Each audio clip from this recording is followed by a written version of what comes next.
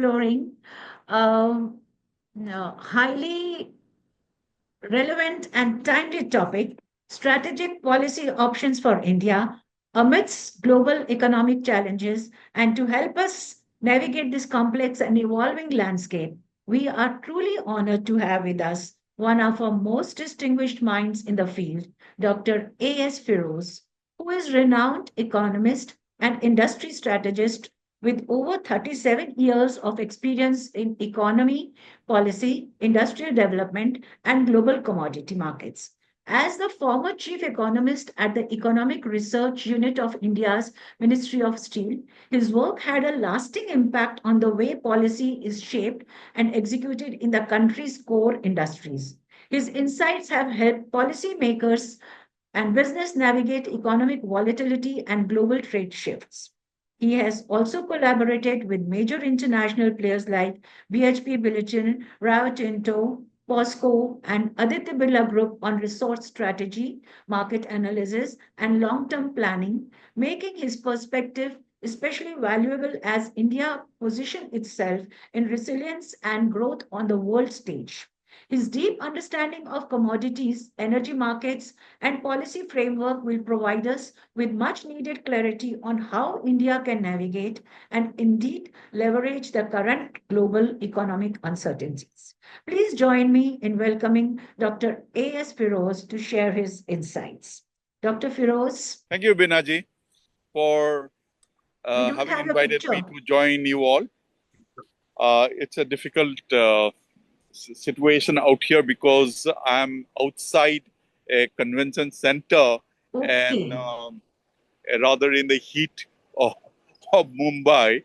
Oh, So uh, I just sitting in a bench and talking with you all. okay. It's great pleasure seeing you all. And my topic, there was some confusion about what I should be talking about. But okay, I will mix both the topics and somehow make something out of it. Uh, the first question, which Mr. Chandrasekhar's speech that I want to draw upon is what I mean. We have seen all that President Trump has done so far, and what kind of implications it can have on the U.S. economy or the global economy, particularly directed or actions directed against China. We have more or less assessed most of them, and perhaps we're not very different from each other, whoever is analyzing them. We know that it can be, this particular approach can be pure politics, it can be pure business, or it can be one major step, one major movement where US is trying to make a comeback to the position of dominance in the global politics or geopolitics and economics. This could be one of the stages. How, whether they are successful, how far they will be successful, one will have to wait to see. Now, having said that, I mean, that's nobody is certain about.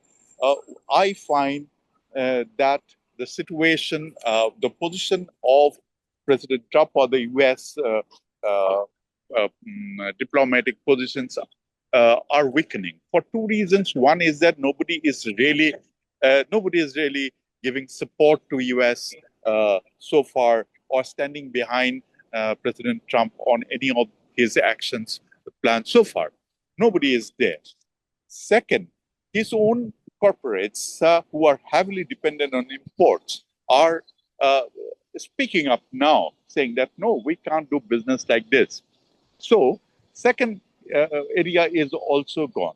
And a third, people at large who had suffered economic losses during previous years, now we're looking for some hopes, and they find that they find the possibility of inflation hitting them very hard. So these situations make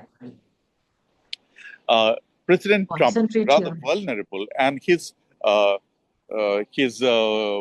popularity has also come down significantly since he joined office. Now, what in this kind of a situation, uncertain or some sort of a crazy situation, what should be the policy strategic options for any country, whether it's India or China or any European Union or any other economic entity? Now, we have what we immediately see is the disruption of trade. Now, what we have to see that entire brand new modern supply chain in trade that has been built up over the last 10, 15 years. That is what we are called. We are very proud of the very, very uh, mature and sophisticated supply chain where uh, your costs are the least and the benefits are the most. This supply chain can collapse. Now, one idea that US had after COVID, when there was excessive dependence on one country is bad, yes. So they followed. They wanted to get rid of China, with excessive dependence on China in particular, and wanted to build, wanted to spread out to see that other countries come in and their businesses are supply chains are developed, accommodating many other countries than just on China. The China-centric approach had to go. Now, uh, COVID has gone, but in dependence on China's overall supply chain, that is, plus, especially at the point of origin, that means China's dependence on China's product continued and perhaps increased. Now, uh, if we look at, let me see, take a few things. Uh, China exports mostly machinery. They are the computers, the electronic products, which all this from semiconductors production process, this China comes in between somewhere in the chain. So all of them uh, cannot be immediately changed. I mean, you cannot change. Uh, I mean, you cannot just bring iPhone production to India or something. Assembly, you can. Maybe we have here we have about 10% value addition in the iPhone production, and China can have about 40% value addition in the any iPhone, maybe even 70%. Now, the problem is that even if the production of iPhones or some other phones are shifted to India, the fact remains that Indian business will depend largely on China and other countries, whoever is there. So India's value addition remains more or less same, and China doesn't really lose. How is China going to lose when some uh, uh, a computer or some major IT device is actually produced in Vietnam or somewhere in say Egypt or some African nation? So how is how is China going to lose in any case? Because they're going to provide the same stuff, same thing. They don't want to do the assembly business. They're out of it. They don't like to do it, despite the fact that that country remains a very strong as an industrial nation remains very strong as uh, Apple's. I mean, I think so. One of the top. Uh, uh, I think I don't exactly remember. Somebody had spoken that we are doing business in China not because of labor cost efficiency. Labor costs are the same. We are doing it because of their extraordinary efficiency and unmatched infrastructure and ecosystem. So this cannot be replaced. That is where the point is. Now, this is going to lead to some sort of a major disruption in leading to cost increases, shortages, and so many things. So one new supply chain will have to be developed, which will take some, going by their hypothesis, 5 to 10 years, which is well, by that time one doesn't know where all the nations will be economically and politically. especially in this uncertain geopolitics. Coming to the second point, which uh, technology. We earlier it was China who was dependent on U.S. and the perception was in the U.S. was that it is they are using our technology and using their manufacturing, low cost manufacturing. They are getting richer. The point today is that they have taken lead almost in every field in technology. So America has lagged behind because of many other factors. So overall, if you look at it, so that hypothesis that America leads technology is wrong, and they're going to be in a so their current business model will not really work. Now, coming to something, I think I don't have much time. Let me just talk about the steel industry because you wanted me also to speak a little on that. Now, what the kind of challenges that we have today in the steel industry, okay, uh, we may face protectionism, but it's a small segment of the steel industry that caters to the American market, and it's not going to be uh, a very major problem for the bulk of the main steel industry. But some certain amount certain products, especially alloy steel products, uh, long products, will be in difficulty, and they are already faced with certain kind of anti-dumping measures or subsidy measures. So, what difference will it make? I am really unable to see at this moment, even if that increases the levies, tariffs increase on them. So, most probably, this will not make much of a difference. And second, what more than that, what I'm worried about is, and everybody is worried about, is uh, India becoming the target country for dumping. I mean, rather selling steel cheap in India if the uh, markets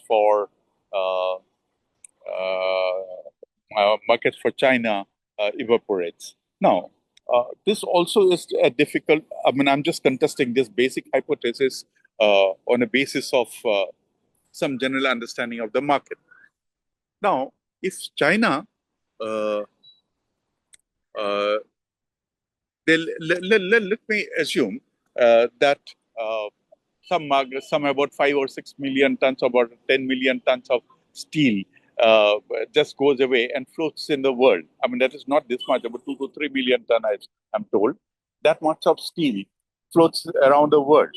So China can, if wants to maintain price, can withdraw that much of capacity, and which will happen mostly from the lowest, their highest cost producers. Though they will be closed or they will have to cut down their production. But the bulk of the producers will not be affected by this, so they will continue their major production, and 90% of their market is the domestic market, and only 10% is exported. That is 100 million tons. So out of 100 million tons, that much of knock it can easily take. And it need not actually reduce prices elsewhere and dump it because it makes no sense for them.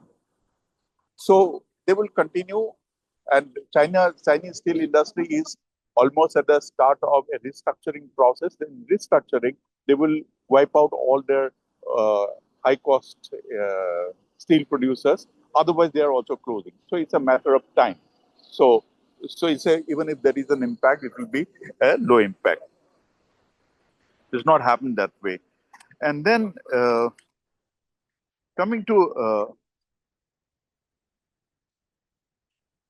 as far as Indian steel industry is concerned, it's a difficulty. It's a domestic market driven industry. Last 4 years, we have been having two-digit plus growth rate in consumption in the market, and the production grew only by 5.3%. So we are importing more because our domestic market is strong, and we are exporting less because our domestic market is strong, and we are exporting less because the prices are low in the world market. But these are not the prices at which we can make Indian producers can really make money, and these are uh, not the prices which are very comfortable to face up imports as well. So low price is a major factor, which I believe I expect the pricing situation to change by August or so, August or September or so. And if we have about, say, even 5%, if we have about $500 price, so at already we have 7.5% MFN duty rate, and you have 12% safeguard duty on certain products. All this put together, the bulk of the much of the pressure from the Indian steel industries will go away. So it's a big relief to the steel industry, and with I mean the prices like $650 and all that best prices we will never reach. Now we have to see our uh, Indian steel industry's growth. That is, we have been having. Uh, the steel industry is globally, it's a cyclical industry. Of course, there is, in a longer term, there is a linearity in this cycle. In the sense, if you actually draw a line all through the various kind of year to year fluctuation, you will find a very straight line. But this linearity uh, is not likely to last longer. So what is likely to happen in the next decade or so? There was some plateauing and some kind of flattening of this curve. Now we today uh, say we have reasons for that. Is that we have globally crude steel production of about 1,800 million ton, roughly. Now, our forecast for 2050 is major forecasters who have done these exercises comes to only 20, rise up to 2,200 at the lowest level, and at the highest level is 2,400 million tons. That means we have at the lowest we will add another 400 million tons of crude steel. Now, out of that, this, and if we are talking about ourselves talking about 500 million tons of crude steel production, then that's a jump of about 350 million tons. So this 350 million tons that we are talking about will come in place of what's Chinese production. China will cut back their production by about 3 to 400 million tons or 500 million tons by then, and remain at the level of about 5 to 600 million tons at the most per annum. So India's production has India can actually by 2050 overtake China and become the top steel producer in the world. So there will be a major restructuring in the overall balance of dispersion of industrial production. And there, India stands a very good chance. But at the same time, the challenges are also there. Not so much from the demand side, the demand will be there, as I said earlier. So the problem of it will be a production. How do you raise another 300 million tons or 300 or 400 million tons of capacity, crude steel capacity, in just next 25 years, or less than 25, rather, 20 million ton years, because all the constraints that we have present are not going to go away. One, raw materials, those constraints will be there and may be bigger, because whether we continue to go with coal will be in short supply, coking coal will be in short supply. Iron ore will be a questionable thing, because average iron ore ferrous content of Indian iron ore or global iron ore will fall. I mean, we should be very happy if we get about 55% Fe content iron ore. Same way, coking coal, which we are taking today 10% uh, uh, coking Fe, this uh, coking coal of say 10%, uh, then we will go up to 17%, I suppose. average as content is going to go up in Australian coking coal is going to go up from current 10% to 17.5%. So that, that is by 2030 itself. Now, beyond 2030, we don't really have a clear picture of what kind of coking coal will be available, whether Australia will keep digging uh, new mines where the Fe content will can go up to between 17.5 to 20. Now, that will be uneconomical for anybody, and under the pressure of climate change and all, Australia may itself move out of, increasing its coking coal capacity. Now, if that is there, where will the coking coal come from? Maybe US, Canada, many other places, but that cost will be very high. The quality is not as good.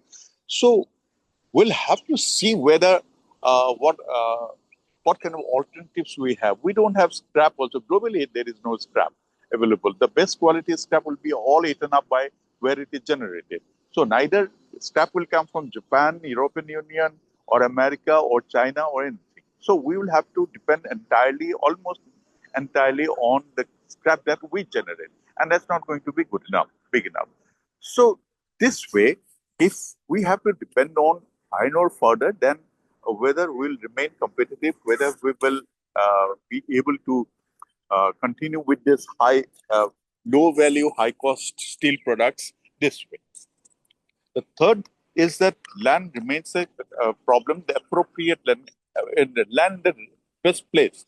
It's not that we don't have capacity, we don't have land at all in the country, but we have to have land at the competitive sites. There is a big shortage in it. I hope something will have to be found out. Fourth is that whether we are going fall prey to decarbonization move. I personally see that emission reduction is one thing, decarbonization is other. So decarbonization, if we go for, then we are likely to fall in a trap. So we have to see that. And the and of course, will have to develop routine matters like skill and all that. So we have most of the constraints which one faces today, and we do overcome those routinely. They will become binding constraints. Some of them can become binding constraints over the next 20 years. Energy situation, it will be so different.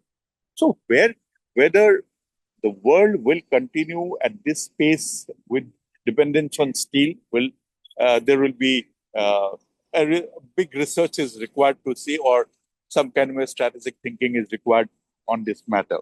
I think we will have, he's having some problem in the signals, I guess. So if he comes back, we will take his few comments at the later stage. We can thank Mr. Firoz with the deepest gratitude for sharing his wisdom and expertise with us. And his presentation was long awaited, though unfortunately he could not make it on the laptop, and he's made it on the phone with finding the corners in the exhibition to share his views with us. But we are happy, at least he did not skip it.